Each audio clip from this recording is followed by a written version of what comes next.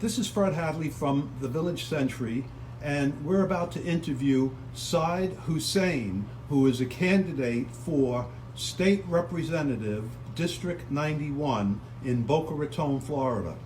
Good morning. How are you? It's great to be here. I'm happy that you gave me a call today, and we're able to conduct this interview. Okay, let's start off with biographicals. You're a young man. Just how young are you? I'm actually 21 years old. Okay, and give us a little of your background. Where were you born? So I was born in Georgetown, Guyana. I come from a family of indentured servants. My great-grandfather was born in India. He was forcibly taken by the British from India to work in the New World as a sugarcane plantation cutter in Guyana. When did you come to the United States? How old were you? Well, through that, my grandfather was able to. He was a chemist, and then my mother and my dad decided that we're going to immigrate here when I was 1.5. My mom was only 20 when she had me, so I think 19 or 20, and we came here when I was 1.5. Okay, and let's talk about your education. Where were you schooled? So I was educated my whole life in Florida. I started at the Pembroke Pines Charter High School, Pembroke Pines Charter system. So I started a charter program, and I ended up in a public school to finish my high school degree, and I'm still studying at FAU with my environmental engineering major, minoring in political science. Now, for those people that are watching this, explain what is meant by a charter school. So a charter school is basically it receives public money, but they're able to conduct their business and their education a little bit more freely away from the regulations from the state or the supervisor of the education system itself. Okay, now you're running for an office that is traditionally a Democratic seat, Yeah. and it's often served by a Jewish candidate, and obviously you don't look Jewish. Can you tell us a little about your ethnic background? So yes, like I said, my great-grandfather was from India. Because he was forcibly taken, I feel like this is very relatable to any candidate, especially from a Jewish heritage. You know, it's throughout history, the great people of the Jewish community, we've always heard stories of, being slaves from Egypt and forcibly taken from other countries.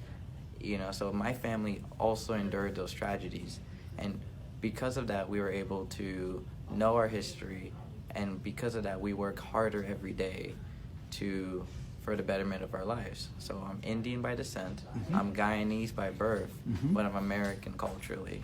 Sure.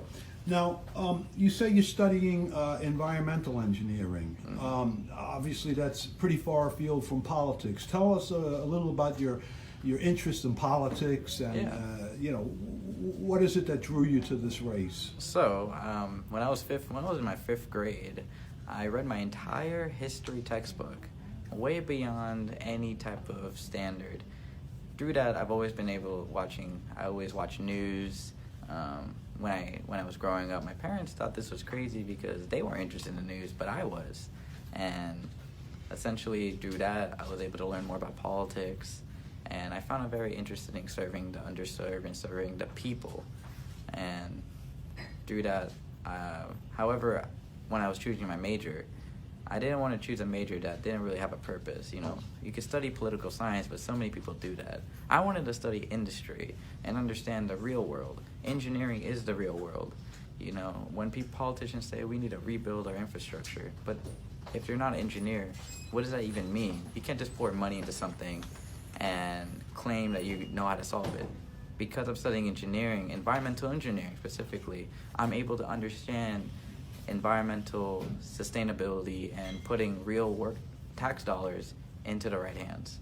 Mm-hmm. So go ahead. You can finish. engineering is much more practical in the real world. By the way, I forgot to mention, we're filming this courtesy of the proprietor of the Organic Bean Company, and their address is 141 Northwest 20th Street, and we're in Boca Raton. and you're a resident of the city of Boca Raton. Yes. And what is the office that you are running for right now? So I'm running for the Florida House, so the state legislator, District 91, which encompasses Boca Raton, Delray, and Boynton Beaches, in between I-95 and the Turnpike. Okay. Now, what made you choose this office as opposed to maybe a more modest position like water or soil? You know, we have a couple of these non-salaried, what I call starter positions. Like commissioners. And, Yeah. well, I saw a need in this district. You know, Boca Raton, especially downtown, there's so many candidates and qualified professionals that are willing to take up those causes. But this district, I believe, there's a need for change. And there is no candidate that has been opposing the current incumbents. You know, it is time to put up a challenge so that the people have a choice whether they want the current status or a difference. And I know that I can deliver that difference. Okay. Now, what is your political affiliation? So I am a Republican. I've been Republican since 2016, which is the first time I ever voted. And I carry that with my cultural background of working hard. I believe that government can offer opportunity, but not handouts. And I don't agree with the current climate of the opposing party. Because well, who's the opposing party? Let's call it the Democratic Party. Okay. And I don't believe that the current state of moving towards government handouts is the real way for Americans, such as my family. We never took any handouts from the government. My mom specifically made sure that we work for every single dollar, and I want to accompany that to all Americans. But giving them the ability to believe that. What would you say would be the top 3 issues, or whatever number you choose to talk about, that this district needs to tackle? Well, before I even ran, the biggest issue I ever faced was dealing with the unsupervised, unregulated HOA and condo associations in the state of Florida. And my biggest campaign, not even a promise, my duty is to solve this. I want to add a regulatory agency in the state of Florida for HOA and condo associations to bring the rights back to homeowners. Well, now, don't we already have the division of timeshare, condominium, and mobile homes, which is part of the Department of Business in Florida? Why isn't that sufficient? Why do we need a new agency? Well, you see, that agency is just not competent. Any issue that you have, they're going to tell you, oh, we only deal with this matter. And there's not many people in that office. To be honest, they're just not for the people. They were just created just based on, a law. However, they are not a regulatory agency that are going to help the homeowner. They deal with matters that aren't really related to most issues. For example, in my district, in my condo association. What is the name of your condo association? The Village of Boca. Okay. And I've had poor water quality since I moved in. I have brown water coming out of my water pipes. And I called that division that you told me, and they said, we don't deal with water quality. Mm-hmm. Department of Health, we don't deal with water quality when it comes to my association. So I've called every state official that you can name. Nobody can help me. That's why I believe that there is a need for this. And when I speak to homeowners, especially in the Kings Point, Polo Club, I meet so many homeowners that say, I can't even grow tomatoes in my backyard. I don't feel free. I have to get so much approval just to have a security for my own safety. And I have to be approved by somebody else. That to me is not fair. And I do believe that homeowners should not have to feel oppressed in where they live. Nobody should have to pay for privilege for freedom. We all deserve it, and a state regulatory agency can help that. How big is the development that you in? State it again. What's the name of it again? Village of Boca. The Village at Boca. How many units is that? 60 units. 60 units? Mm-hmm. And have you ever considered running for the board? How big is your board there? Is it one board for all 60 units, or? Well, joining a board can be one thing. Mm-hmm. However, there's been so much scandals and questions about our elections. We had many great candidates over the last time. From what I've heard, when I spoke to neighbors on the issues on water quality, I meet people who say, there's some issues where a lady would pick up ballots from homes, which is not really ethical, and collect votes. So I don't even want to put myself out there to be exposed in that nature. I'd rather solve it the real way, which is through the state legislator, because they represent the people. And these condo associations, these homeowner associations, they have too much power upon the people. And you could say, I could go in there and solve it, but at the end of the day, unless you're the president, that's the person who has the real power. Mm-hmm. Okay, good answer. So what else is of concern to you regarding District 91 besides HOAs and condos? A great one is elderly bullying. Actually, this is something that I saw on the news back in 2017. Elderly bullying, I didn't realize was a huge issue. I mean, we always see bullying as something for more of the kids, especially my age and even younger. I grew up in a very diverse school. However, I face many bullying when it comes to my race, my ethnicity, and it's mostly because of people don't really understand really who I am in that way. My last name's Hussain. I've had people call me a terrorist and all of these really negative things, but I did not realize that this was also happening to our elderly and our senior citizens. And nobody deserves that when you're young or you're old. Can you give an example of elderly bullying? So in the article, it was at a condominium association, I believe. And it was a man who can't go to the community pool because there'd be a guy there saying, you guys should be like in burning, or it was very anti. I'm sorry, you guys should be burning, like relatives of like the Holocaust and things like that. Oh, so anti, yeah. That kind of burning. Yeah. Yes, Right. and when the police showed up, they said, well, he's not committing a crime by saying these words. So I know my opponent, Representative Schlossberg, tried to put a measure on this. However, it failed. And when you go on her website, it's the first thing she broadcasts. Emily Schlossberg fights for senior citizens. However, the bill failed, and that was in 2017. Where's the bill today? I'm trying to revive this bill, and I want to put this up for a vote again so that we can get this passed for our senior citizens in this community.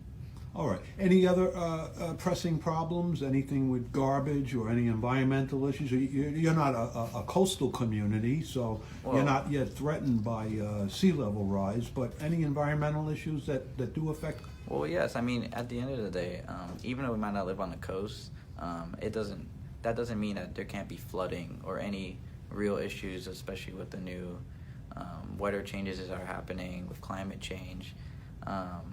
So, in a sense, we have to bring money from the state legislator down in our district. I know for a fact that the state legislator, especially with the Republicans, they don't necessarily believe in these environmental measures. However, we have to change the party from within. If you want to make it more environmentally conscious, a big one is Matt Gaetz, the congressman from District 1, I believe. He's a climate change believer, and he's a Republican. He's putting himself out there. So this is not something that we should be afraid of. So my solution for any environmental problem is bringing infrastructure dollars to our district, making sure that we have proper sewers, drainage, so that no community should have to deal with flooding. It's all infrastructure, and that's how we solve our problem. One aspect of the environment that I've taken on is you talked about everything below us. I look above us to the air, and one of the things that I've worked hard on is to try to end the practice of pre-harvest burning of sugar cane. You're familiar with that practice? I am aware of the algae crisis, but I'm not familiar with the sugar burning up in... Right. Well, very briefly, Brazil and Australia have outlawed it because of its environmental impact. It releases carcinogens, ash, gas, and so on. And we breathe all of that stuff in Palm Beach County, depending on which way the wind is going. So this year, there was a class action lawsuit, which is still in the court. Yes. And Nikki Fried, the ag commissioner, has made a speech that they're going to shorten the burning season and impose tighter restrictions of when they may burn regarding the wind, and creating a website letting people know when the burns are. What do you think about that? Is she on the right track? Well, I have not looked into it that much, but I do believe, I believe in clean air and clean water for all people, regardless of your race, ethnicity, etc. Mm-hmm. So, if the commissioner, Nikki, is on the right path on this, is this something that's for the people? I'm always going to choose what's for the people. I'm not for industries that are looking to ruin the great nature of our state. So I'm going to make sure to advocate for the people. Now, you spoke a little while ago about your the incumbent, your opponent. Right now, it's you and Emily Schlossberg. Yes. Are the only two declared candidates. And what's the deadline for filing? I think it's next June or something like that. Yes, but I've already filed with the Division of Elections. So when did you file? I filed about 1 month ago. 1 month ago. Yes. So your running has nothing to do with her recent hospitalization. She was actually involuntarily, what they call Baker Act, put into Delray Medical Center because of erratic behavior, and they felt she was a danger to herself, and supposedly she's receiving treatment. But that has nothing to do with why you decided to run. No. I'm running for my district. Prior to this, I don't have any comment on Representative Schlossberg's state. I believe this is a family matter and it should be kept in the family setting. I don't believe the press should be exposing this because mental health is a real issue. We just had a really bad incident at FAU. Individual committed a self-inflicted gunshot wound on he or she. I don't know the details because I personally just don't want to. But I pray for, thoughts and prayers to the Schlossberg family, and, I hope that she will be okay. Okay, that's fair enough. But prior to this recent episode, she was involved with breaking into her former home and having the locksmith change the locks. And she was put into a diversion program to avoid a criminal record. Yeah. Was that before or after your decision to run? That happened in January. That happened, so I didn't find out about this till actually after I decided that I was running. Which was when again? When did you make that move, actual filing? I filed last month. However, this has been a process for the past 2 months now. And this was brought to my attention.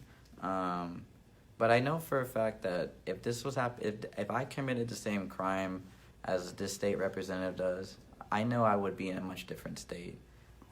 I come from an ethnic background. I don't believe that I have that privilege, and it's. Well, be more specific. What do you mean? If you had committed that crime, what would have been different about it? Being in a state legislator position, you have much more privilege to get away with certain crimes. I don't know much of the details on this case because I'm focusing on the people in that district.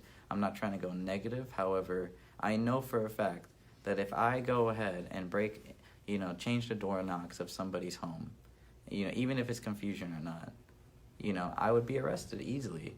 And I would be in jail. I would have a mugshot. And I wouldn't be able to run right now. So, she's very fortunate that she was given this opportunity for a second chance. But at the end of the day, people need to recognize that privilege, and they have to own up to those decisions. Now, speaking of owning up, she really hasn't given any explanation about the breaking into the home. Do you feel that she owes the voters some explanation to try to explain so that they can be more comfortable in voting for her again? Do you feel she's...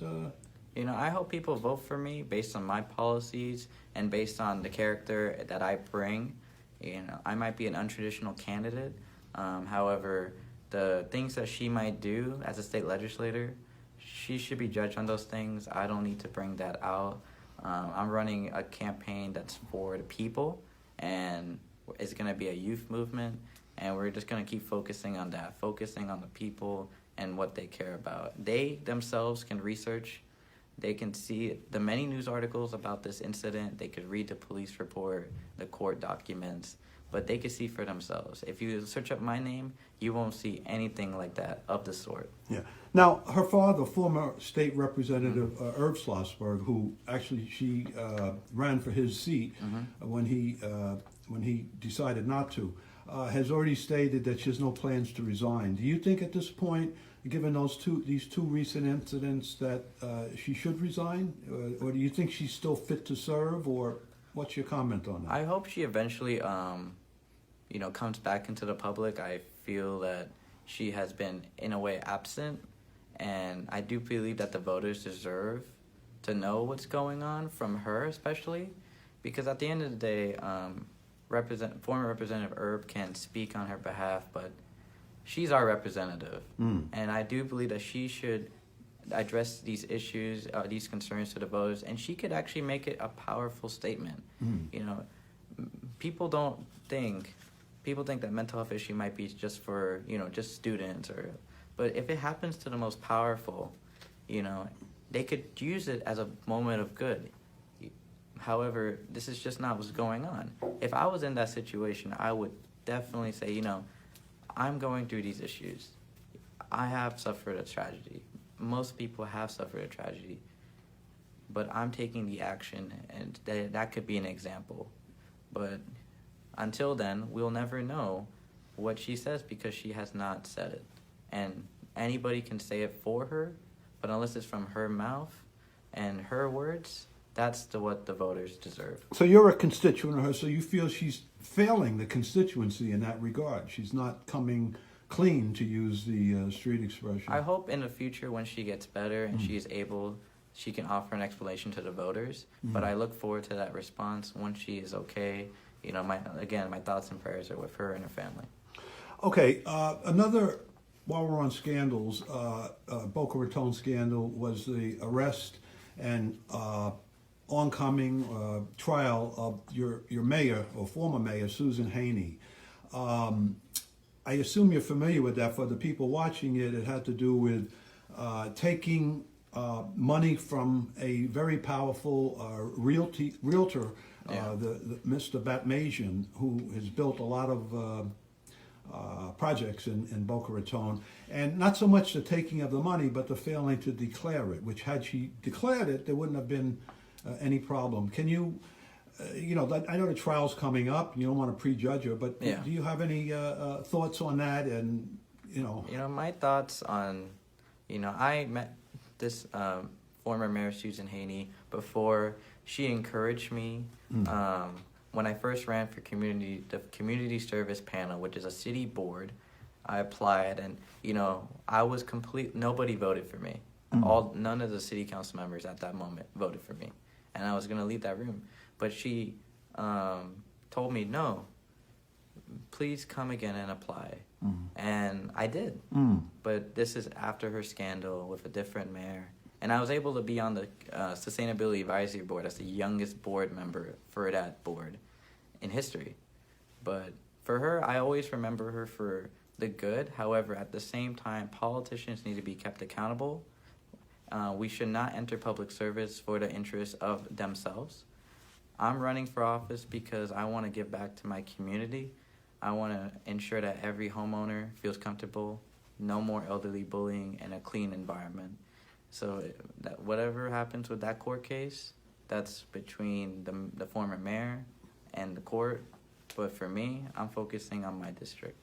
So since this is such a hotbed of criminality, I'll have to ask you the obvious question. Do you have any criminal history? No. Were you ever arrested? Nope. Any unpaid traffic tickets? No, I've only had one traffic ticket, and I went to court as a citizen, and I fought for my right, and I won. Terrific. What was the violation, allegedly? It was at Florida Atlantic University. I failed to stop at a stop sign enough. I did stop, however, the police Is that officer, a rolling stop, they call it? more or less like the 3-second rule.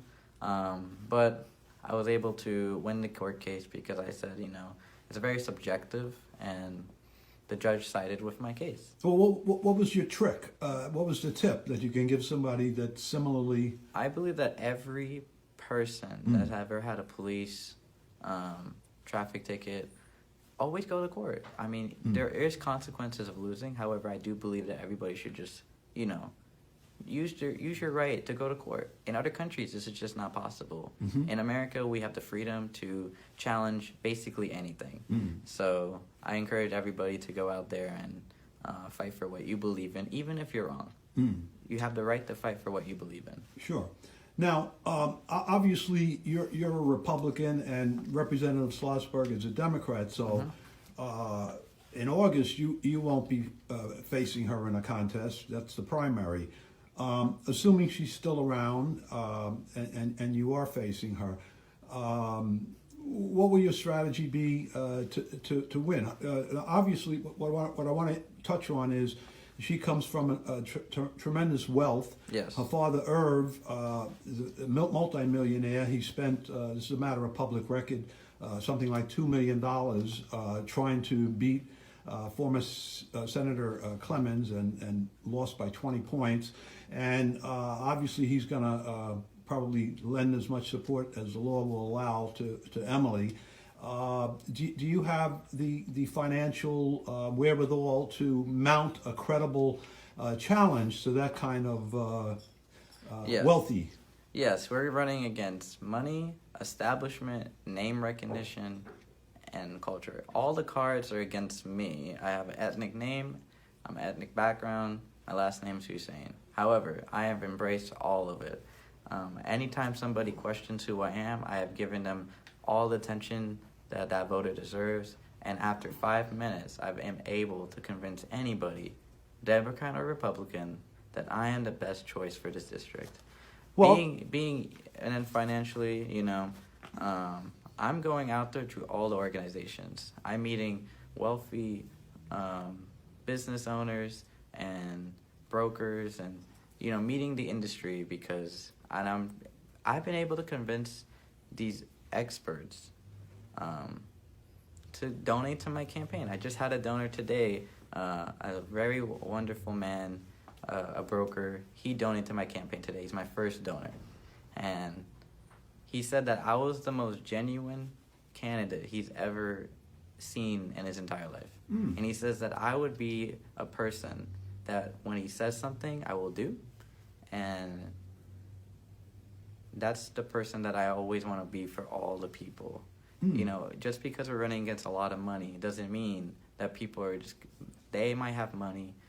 Like, it's a funny thing, Alexandria Ocasio-Cortez famously said in her video, they have money, we got people.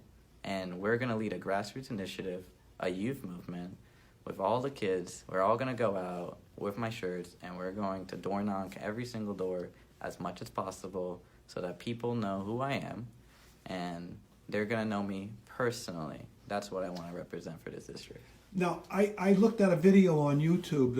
It was a speech you made up in D.C., and you quoted Eleanor Roosevelt.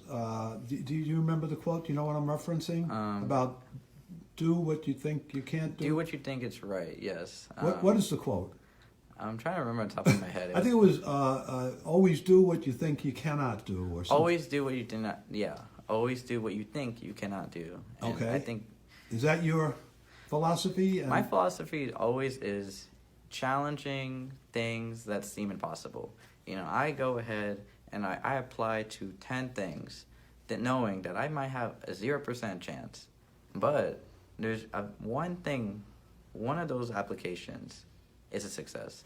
For example, I applied to the White House internship program, the most competitive internship in the country. People said I had no chance because I go to FAU and they accept Ivy Leagues. Well, I got in. And that was one of the first times, I believe, in FAU to have a student be at the White House internship program. This happened last year. But that also came with a lot of rejections from many different internship programs. So it's not about, we have to give everything you got. If you don't try, such as me, if I didn't decide to run, who would be running? You have to do it for yourself. Only you can do it, and you can see the results. All right, now let's get real for a moment. This is a traditionally Democratic seat. Yes. You know that you're fighting I mean, even if your opponent was squeaky clean and didn't have these mental health issues that apparently she has, it'd be very difficult for you to get in. Yes. Is this just an exercise for you, or do you really think you have a chance? And if so, tell us why. So the reason why I truly believe that I can win this, and this is not an exercise. I'm not trying to waste anybody's time or their money. I did not realize that I was capable of running at 21. You know, I met with my party officials. What's the minimum age? Do you know? I think it's 18 or 21. But Okay, so you qualified. yes, and you know, I met with my recruitment chair for the Republican Party, and I said, you know, I want to run in the future. But after explaining who I am, my character, my background, they said, you know, you're more qualified than most candidates that come into this room. You can apply right now. And I said, wait, really? You know, this happened 2 months ago, and to this day, I have matured a tremendous amount, and I've gained the support of people that I never thought I would ever dreamed of being supported by. So through all of this, I know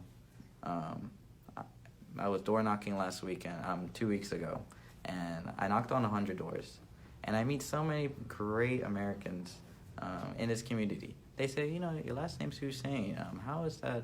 What are you? And I'm able to educate people. I give a big smile, even if they might shut the door on me. And I'm still able to say, you know, I'm going to represent you no matter what. We had a very successful president whose middle name was Hussain. Yeah, Barack Hussein Obama. It didn't stop him. It doesn't stop anybody. I've embraced my name. He was told, I think, to drop the middle name, and he no. ran proudly with it, and he was reelected. You have to run for who you are. Right. You can't change it based on the voters. You know, you can vote a certain way, but you can't change the person that you are. I'm running as Said Hussain because that's who I am. I was born with that name. It wasn't my choice, but that's who I am. And now, let's talk about the leader of your party, President Trump. yes. As you know, they're right now having hearings to possibly impeach, but not necessarily remove the president. That would be probably a failure in the Senate. But Yes. Obviously, I'm sure. Well, I'm not sure, but are you supportive of the president in general and his policies? Well, I mean, I interned for the president in the White House last year. What exactly did that mean? What did you do? So what that meant was the greatest opportunity of my life. I was able to intern with the Council on Environmental Quality, where we were working on executive orders of the President of the United States. You know, coming from a background like me from Guyana, my parents came here when I was 1.5. My dad washed cars for $5 an hour. My mom graveyard shift at a hotel while taking care of me in a day. How can that family end up, you know, sending me to the White House? That is the American dream. You know, I have nothing negative to say. You know, the president, I support the president. I believe whatever happens with the impeachment, that's on the federal level. But I was able to get great mentorship from great administration. What's the voting age in Florida right now? Minimum. It was my district, especially, is a little older. No. I mean, for national elections, how old do you have to? Is it 18? 18, yes. It's 18. So you voted for Trump last time. Yes, I voted for the president. How old that would have been? You would have been just 18, I guess, right? Yes. Yeah. So that was your first presidential. Yes, it was my first vote. Presidential. All right. Now yeah. let me ask you something. You say you're interested in environment, and you know we're living in a state that is maybe second to Louisiana in terms of Environmental. the environmental harm, ocean level rise, and climate change. You must know that President Trump has said that he's taking this country out of the Paris climate accords. How do you reconcile that position with your personal desire to protect and preserve the environment? Do you have problems with that? Well, like I truly believe that Republicans today, young Republicans especially, are more, especially in Florida, are more environmentally conscious than ever before. I'm working with a nice group called the American Conservation Coalition. They're a not partisan group, but they're for conservative environmentalism, and they're founded by a young group of people. And even though the president might have a different view on the environment, he does come from an older generation that does not view environmentalism the same way that younger people do. Regardless of party, we have to make sure that we have clean air and clean water, no matter what. With the Paris Climate Agreement, that's... Do you believe in climate change? Yes, I believe in climate change. It's also in my press release as well. That it's human caused. Yes, most can be reversed by humans. Yeah, I mean. Well, he doesn't. Well, the president has his own views, and right. doesn't just because you can support somebody doesn't mean you agree with them 100%. Sure. I worked for intern with the Council on Environmental Quality under the president, and we focus on real environmental impacts on. Some of the executive orders was to, reduce the emissions or, like the gas of the actual administration itself. So we're actually working on real environmental, fixtures within the administration. So when people say, he's trying to, the president's just one person, but within the administration itself, they're working day and night to make sure that we're being more environmentally conscious. But like I said, again, you can agree with somebody all the time, but doesn't mean that you don't have to support that person. Sure. Yeah. Now, what about on a more local level? We have a Republican governor who replaced another Republican governor who's now our senator. Ron DeSantis is the governor. Do you think he's a little more progressive on the environment? Are you a little more comfortable? I can't remember a time where you could hold a Republican sign that actually was green. So I remember going to a Ron DeSantis rally in Palm Beach for the first time. And the first thing, I was surprised to see this. It was Ron DeSantis for the environment. That's almost a contradiction. I was one of the only people that really had it, but that was surprising, how he was able to break this whole barrier on Republicans are not for the environment. That's not true. We're in the state of Florida. We have to. If you're somebody that wants to run for office and you're still on this mindset that the environment is not the priority, I mean, the state, look at around us. It's a complete environment. We have to be clean for clean air, clean water, but Ron DeSantis, I believe he's doing a great job in the state. He has high approval numbers because of it, and I know he's doing it for the environment. Now, part of getting sufficient funding is raising donations, and donations are either private or corporate. One of the big influences in Florida politics has been Big Sugar, yes, and Little Sugar, and they have given a lot of money in the past to support candidates, and some feel that that's why they've been getting away with all the environmental disasters, whether it's the red-green algae, the runoffs, and the sugar burns polluting the air. So my question to you would be, have you thought about that, and have you formulated for you a policy? Will you take money from any of the sugar interest, or have you taken money? Let's start with have you taken? I have not taken any money from the sugar. They never called me. Right. But number two, I come from a indentured servant family, slavery to the sugarcane industry. I don't think I'm gonna betray my great-grandfather or my grandfather, that was the only industry they had. They had complete control over the Indians in Guyana, and to this day they're basically the main industry. Yes, they provide jobs, but nonetheless, the environmental consequences, is it worth it? Is it worth ruining our oceans, killing the fishes? Is sugar worth? Sugar itself is, it's not healthy, and then we're killing off our main supply of life. That's something I can't support. Now last year, some progress has been made along these lines in that every candidate, including Republican Ron DeSantis, said no to Big Sugar money. I mean, it was in the papers, and I checked each and every one of them out, and they didn't take a nickel. So I think that's an encouraging sign, and yes. I certainly would hope that you would follow in the lead of Governor DeSantis and just say no to sugar, because until they've changed their ways and shown that they're truly for the environment. And this is an industry that receives like a $4 billion subsidy from the federal government. And as you yourself pointed out, I'm glad you said it, sugar is not the healthiest substance. It doesn't have any nutrients or minerals. So, okay. Last thing, right now the country is involved with this impeachment hearings and everything.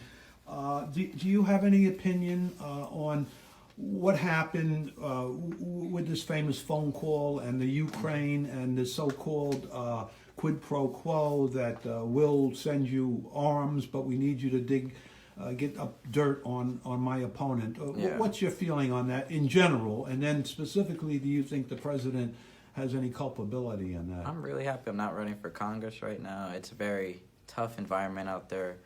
Like I said, we could focus on the federal issues, but leave that to our congressmen and women up in Washington, D.C. I want to keep focusing on our local issues here with our HOAs, elderly bullying, and our environment. Well, that's all well and good, but as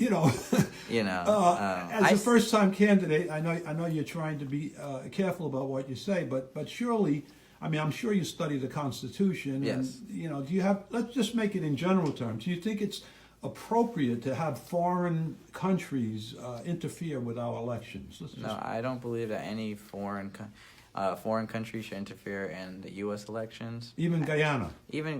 But sometimes the U.S. might interfere with other elections. We should just stop all that. Yeah. Let people vote for what they believe in.